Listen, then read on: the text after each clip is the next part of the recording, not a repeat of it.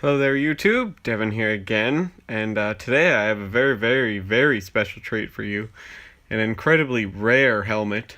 One I've been looking for a very long time. Uh, I did used to previously own one of the newer versions of this helmet. The one with like the M1 or Pascat style suspension in it, but this one is the older version.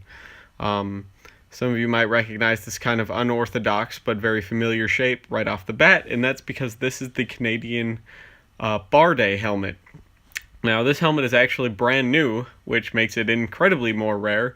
The reason why this helmet is brand new, if you can't tell, is because the paint was chipped off of it. I'm guessing they just mixed the hardener wrong or something like that when they sprayed the paint on, so the paint tends to chip off pretty easy on this helmet. But it's still a brand new helmet. All the hardware, everything in it is unused, which is kind of unheard of for these helmets. For the most part, a lot of them were used in trials and stuff like that, and such and such. But this helmet was part of the kind of in a first attempt out of the Canadian composite helmet trials, because up until the early 90s, Canada used the M1 helmet, and then they went and started looking for a composite helmet, and they tested a bunch of them. They tested the American Pasgat, they tested the Israeli Orlite, the British Mark 6, the French F2 helmet, bunch of stuff in general. So, and then a local Canadian composite company named barrday Composites, submitted a design, and most militaries will take a domestic design over a foreign design. So they kind of took this helmet and they tested it and stuff, and they found it to be very good ballistically, because it's made out of spectra fiber, just like the early CG634s and everything like that. So it's a very good fiber. It's an early form of Dyneema, which, as we all know, is coming back around today. The ECH is made out of Dyneema and thermoplastic and stuff. So it's a very good ballistic helmet. But the liner had some problems, and we'll get into that now. After I do a once around on the helmet. See, now the helmet kind of resembles a Pasgat. This is size medium, by the way. So, and as you can see, it kind of looks like a Pasgat, but it has the ears aren't just flared as much. The bill and the ears are all one flared piece. There's not as many screws on the outside as the Pasgat. Has a really aggressively cut nape in it. So it's still the same kind of paint as the American Pasgat 2. It's the little bits of cork in the hardened paint. Though the paint is chipped, you can kind of see the weave that they used here. So now we'll get into the liner. Now, this is the liner of the early version of the barrday before they switched to the later kind of Pasgat M1 style, and it's just foam pads. Styrofoam pads, pretty much. They're a little bit squishy. Top crown part moves. It's like a piece that's removable. It's not really held in other than by the little knobs on the others, but it's a pretty flexible kind of closed cell foam fabric. It has a cotton type sort of Pasgat style retention system.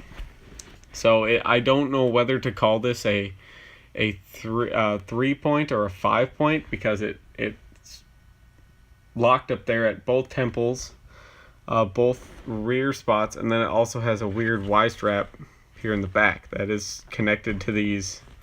So I don't know if it's 3-point, a 4-point, or a 5-point chin strap. I'm just gonna say 5-point because it does actually connect at 5 points. It has a cloth chin cup that is adjusted with one snap on here. The pull tab is also just a snap, so this pull tab doesn't connect to anything or do anything. It's just there.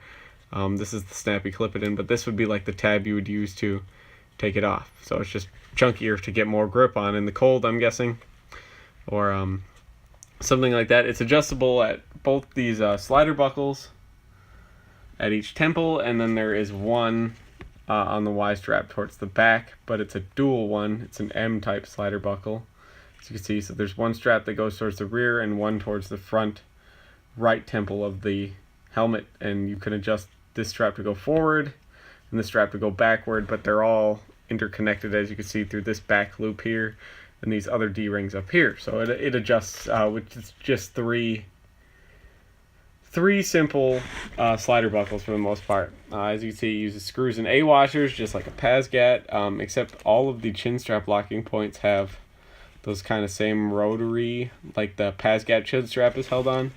They are all like that except for the rear one. The rear one here is also an A-washer. So there's 4 of those PASGAT style swiveling screw setups, and then 2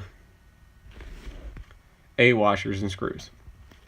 So this helmet was tested from 1989 to 1990 before the Canadians decided to change up the liner, and then eventually they realized that Barrday would not be able to complete the contract and everything like that, and there was much more research that needed to be done, so they decided to open up helmet trials again. I'm very happy to get this helmet, especially one that's brand new. I found it on eBay just for pretty cheap too. I got it for less than $200 shipped. Here's the tag for it, the original condition tag. The reason why it was rejected. It's a Barrday medium 1 para helmet and paint chips. There it is. So this is going to be a very, very good collection of my helmet. I'm going to redo my CG634 video now that I have this helmet that I'm referencing in that video. So I'm going to have to do another big, long CG634, the movie. I'll probably just do a Canadian composite history video is what I'll turn it into. So hopefully you guys like this video.